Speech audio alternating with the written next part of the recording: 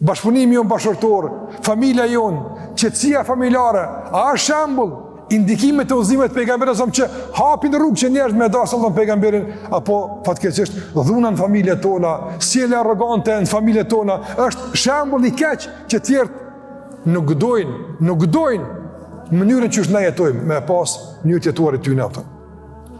Një motër muslimane, a është shembull i një gruaje të mirë në familjen e saj, te familja e burrit atje. A është shembull i mirë i një gruaje të edukuar, të formuar, që ndihmon në lidhjet farfisnore, e jo që është sikurse një sapat që kput lidhjet farfisnore mes burrit edhe prindve të tij, afër me tij, kështu më radh. Cila i?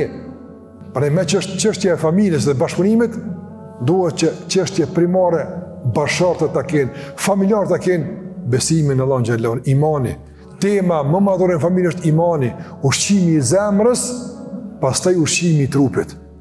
Me vesh zemrën në petkun e devotshmërisë, pastaj trupin në petkun e teshave të jashtme që i kemi sot, elhamdulillah. A është me prioritet besimi në familjet tona?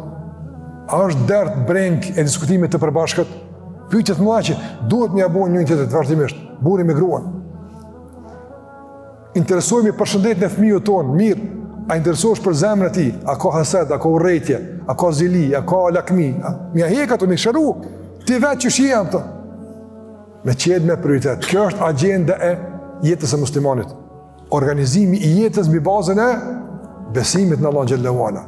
Dhe angazhimi dhe përpjekja e krejt asaj që kemi në jetë të jetë në shërbim të hyrjes në xhenet dhe gradave në xhenet. Që kjo është fitoria të ndërvozë. Që kjo është fitoria apo? Që kjo është e duhura. Krejt çka ki duhesh me përfitu prej saj. Po përfitimi matet me çka? Me kënaqësitë e Allahut azza xal. Përfitimi matet me xhenetin. Tjerat janë dështim dhe humbje.